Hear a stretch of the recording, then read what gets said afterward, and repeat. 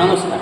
আমাদের আগের ক্লাসে আমরা ট্রান্সফরমারের কিছু পার্ট সম্বন্ধে আমাদের আলোচনা করেছিলাম, যেখানে আমাদের ছিল এক্সক্লুশন ভেন্ট, কনজারভেটর ট্যাঙ্ক এবং ব্রিদার সম্বন্ধে ছোট্ট করে আমি কিছু ওদের বিস্তারিত তথ্য বলেছিলাম।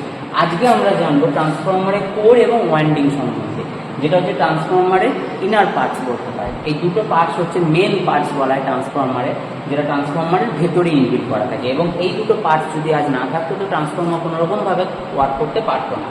তো প্রথমে আমরা জেনে নিই ট্রান্সফরমারের কোর। এই যে টোটাল বক্সের মতো যেটা দেখাচ্ছে, এটা হচ্ছে আমাদের ট্রান্সফরমারের কোর। এই কোর তিন প্রকারের হয়ে থাকে। তিন প্রকারের কোরের টাইপ হয়, একটা হচ্ছে কোর টাইপ, একটা হচ্ছে সেল টাইপ, একটা হচ্ছে বেল টাইপ। তো এটা আমাদের হচ্ছে কোর টাইপ। কোর টাইপের মধ্যে আমি দুটো ওয়াইন্ডিং করে আজকে দেখিয়েছি।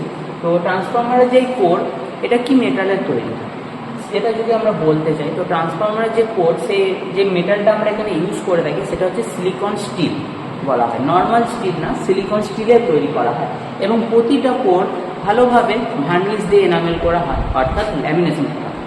কেন? কারণ ট্রান্সফরমারের এই কোরকে যদি আমরা ল্যামিনেশন না করতাম, তো ট্রান্সফরমারের কোরের মধ্যে কিছু প্রকারের লস ঘটে থাকে, যেমন হচ্ছে এডি কারেন্ট লস, হিস্টেসিস লস। এই দু প্রকার লস যেটা আমাদের ট্রান্সফরমারের কোরের সাথে সম্পর্কিত, এবং এই কোরকে আর আমি যদি ল্যামিনেশন না করতাম, তো তার মধ্যে আমাদের যে এডি কারেন্ট যে লসটা, সেটা আমাদের অতিরিক্ত পরিমাণে হতো।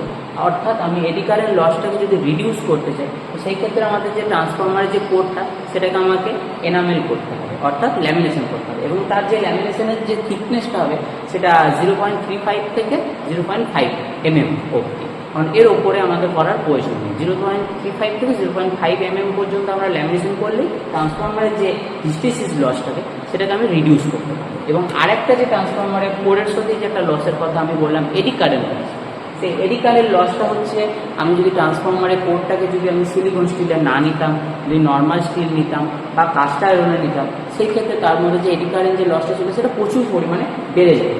সেই কারণে আমরা সিলিকন স্টিল ইউজ করছি, যাতে তার মধ্যে এডি কারেন্ট যে লস সেটা যাতে আমরা রিডিউস করতে পারি। তো এই দু প্রকারের লস যেটা আমাদের ট্রান্সফরমারের কোরের সাথে সম্পর্কিত, এক হচ্ছে আমাদের এডি কারেন্ট লস, এবং দুই হচ্ছে আমাদের হিস্টেসিস লস। এবং আমরা জেনে নিই ট্রান্সফরমারের যে ওয়াইন্ডিংয়ের সাথেও আরেকটা লস এসে থাকে, যেটাকে আমরা বলে থাকি কপার লস। তো যেটা হচ্ছে মেন লস আমাদের ট্রান্সফরমারের। তো ট্রান্সফরমারের যে ওয়াইন্ডিং হয়, এটা আমাদের কপার তারের ইউজ করা হয়। এই কারণে কপার তারের ইউজ করা হয়, তার ফলে আমাদের কিছু পরিমাণে একটু লস ঘটে থাকে। সেই লসটাই যেটা আমাদের ওয়াইন্ডিংয়ের মধ্যে ঘটে, সেটাকে আমরা ওয়াইন্ডিং লসও বলতে পারি বা কপার লস হিসেবেও আমরা বলতে পারি। এবং এই যে এই ওয়াইন্ডিং আমাদের দু প্রকারের হয়ে থাকে। তো একটা হচ্ছে আমাদের এইচটি, একটাকে বলা হয় আমাদের হচ্ছে এলটি, অর্থাৎ হাই টেনশন এবং লো টেনশন। এক কথায় আমি যদি ট্রান্সফরমারে এইচটি সাইজের আমি 11,000 ভোল্ট, 11,000 KVA যদি অ্যাপ্লাই করি, তো আমার যে এলটি সাইড থাকবে সেদিকে হয়তো আমার 33 KVA, সেদিকে আমার 33 KVA আসতে পারে। কিংবা আমি এদিকে যদি 33 অ্যাপ্লাই করি,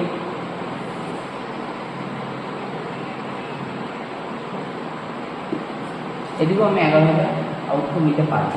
সেটা কীভাবে হবে? সেটা হচ্ছে ট্রান্সফরমারের ওয়াইন্ডিংয়ের উপর ডিপেন্ড করছে।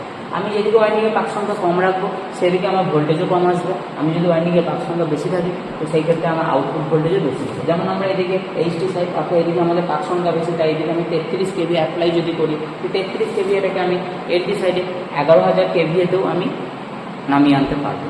কিংবা আমি যদি এদিকে 11,000 অ্যাপ্লাই করি, সেটাকে আমি এদিকে 33,000ও নিয়ে আসতে পারবো। এটাই হচ্ছে আমাদের ওয়াইন্ডিংয়ের মেন ফান্ডা, যার ফলে আমরা ভোল্টেজকে স্টেপ আপ এবং স্টেপ ডাউন করতে পারি। তো আজকে আমরা কোর এবং ওয়াইন্ডিং সম্বন্ধে ছোট্ট জেনে নিলাম। নেক্সট পরবর্তী ক্লাসে বাকি কিছু পার্ট সম্বন্ধে আমরা আলোচনা করব। ধন্যবাদ।